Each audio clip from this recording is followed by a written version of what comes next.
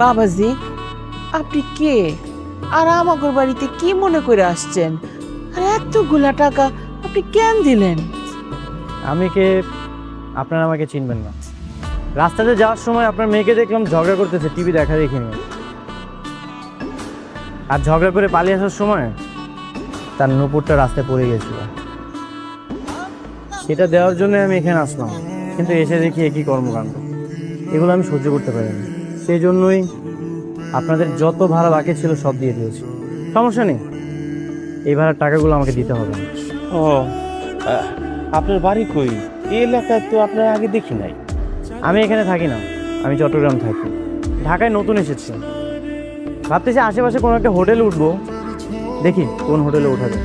বাজার, আপনার একটা কথা কই, এই আশেপাশের হোটেলে আপনি বসে, ওই এরা কি করবো জানেন?